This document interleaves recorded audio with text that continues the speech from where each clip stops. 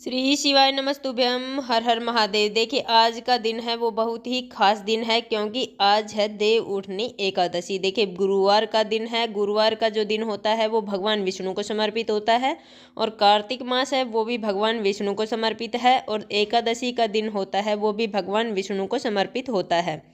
इस दिन पूरे 4 महीने की निद्रा से उठकर भगवान विष्णु अपना कार्यभार संभालते हैं। देखिए देवउठनी एकादशी 22 नवंबर को रात 11:03 से शुरू होकर 23 नवंबर रात 9:01 पर खत्म हो जाएगी। उदया तिथि के अनुसार एकादशी का जो व्रत होगा वो 23 नवंबर को होगा। तो देखिए देव उठनी एकादशी पर अगर हम कुछ उपाय करते हैं तो वो बहुत ही चमत्कारी उपाय होते हैं। पूज्य गुरु जी की कथा सुनकर समझकर समझाने का पूरा प्रयास करूंगी, इसलिए वीडियो को अंत तक जरूर देखना। और अगर आप भगवान शिव के और भगवान विष्णु के अनंत भक्त हैं तो चैनल को सब्सक्राइब जरूर करना।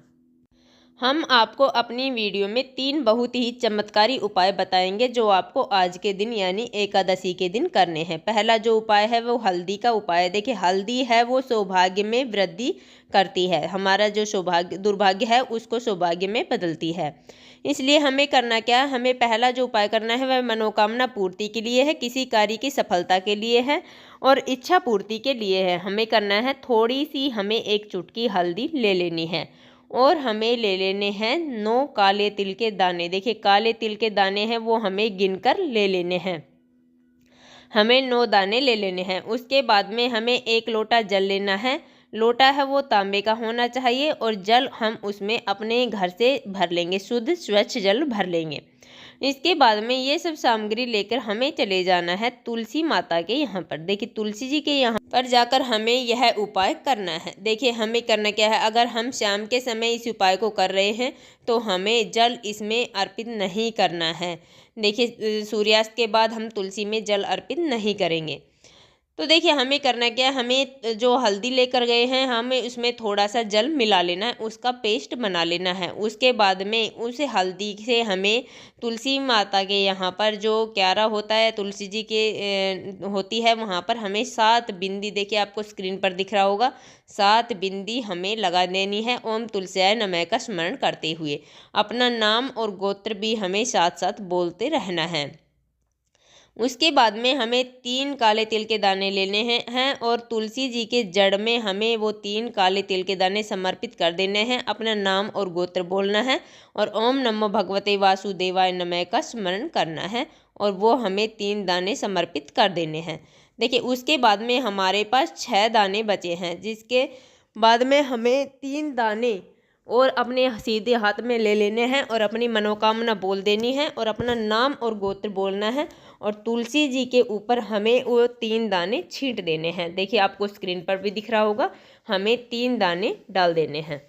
उसके बाद में हमें 1 लोटा जल समर्पित करना है। अगर हमारे पास 1 लोटा जल हम शाम के समय इस उपाय को कर रहे हैं तो हमें जल समर्पित नहीं करना है। देखिए हमारे पास जो 3 दाने और बचे हैं वो 3 दाने हमें लोटे के अंदर डाल लेने हैं और हमें ओम नमः भगवते वासुदेवाय का स्मरण करते हुए वो 1 लोटा जल समर्पित कर देना है। अगर हम शाम के समय इस उपाय को कर रहे हैं तो हमारे पास जो दीपक है हमें उस दीपक के अंदर हमारे वो 3 दाने डाल देने हैं। अगर हम सब सुबह के समय इस उपाय को कर रहे हैं तब भी दीपक शाम के समय लगेगा और अगर हम शाम के समय इस उपाय को कर रहे हैं तब भी दीपक शाम के समय ही लगेगा। देखिए छोटा सा उपाय है परंतु बहुत ही अचूक उपाय है। एकादशी के दिन इस उपाय को आप जरूर करें। चलिए चलते अब हम दूसरे उपाय के। दूसरा जो उपाय है वो भी बहुत ही खास उपाय है, बहुत ही चमत्कारी उपाय है। देव उठनी एकादशी के दिन हमें इस उपाय को जरूर करना चाहिए। अगर आप इस दिन इस उपाय को नहीं कर सकते हैं तो अगली एकादशी पर हमें इस उपाय को जरूर करना चाहिए। हमें करना क्या है, हमें लेनी है 7 चने की दाल। देखिए चने की दाल है वो सबके घरों में आसानी से मिल जाएगी। ऐसा माना जाता है कि चने की दाल अगर हम भगवान शिव के शिवलिंग पर समर्पित करते हैं तो वो स्वर्ण दान के बराबर मानी जाती है। उसके बाद में हमें लेना है थोड़ा सा गुड़ और 1 लोटा जल। लोटा है वो हम तांबे का लेंगे, जल हम उसमें अपने घर से भर कर ले जाएंगे। ये सब सामग्री लेकर हमें पहुंच जाना है भगवान शिव के मंदिर में। देखिए वहाँ पर जाने के बाद में हमें सबसे पहले उस 1 लोटे जल में जो हम गुड़ लेकर आए हैं उस गुड़ को डाल देना है और अच्छे से उसको मिला देना है। ये हो जाएगा गुड़ मिश्रित जल। देखिए उसके बाद में हमारे पास जो 7 चने की दाल है उन 7 चने की दाल में थोड़ा सा हमें जल डालना है और उसे भगवान शिव के शिवलिंग पर बृहस्पतिश्वर महादेव का स्मरण करते हुए समर्पित कर देना है। देखिए यह बहुत ही अचूक उपाय है। गुरुवार का दिन है और कार्तिक मास है और एकादशी का दिन है, तो इस उपाय को हमें ज़रूर करना चाहिए। इसके बाद में हमारे पास जो 1 लोटा जल है उस 1 लोटे जल को हमें बृहस्पतिश्वर महादेव का स्मरण करते हुए भगवान शिव के शिवलिंग पर समर्पित कर देना है। देखिए ये हो गया हमारा दूसरा उपाय, ये भी बहुत ही अचूक उपाय है। चलिए चलते हैं हम तीसरे और अंतिम उपाय की ओर। तीसरा जो उपाय है वो बहुत ही खास उपाय है। आज के दिन हमें इस उपाय को जरूर करना चाहिए। हमें करना क्या है, हमें लेना है एक दीपक, हमें गोल बाती का दीपक ले लेना है। क्योंकि अगर हम गोल बाती का दीपक तुलसी माता के यहाँ पर लगाते हैं तो वो भगवान विष्णु के नियमित होता है।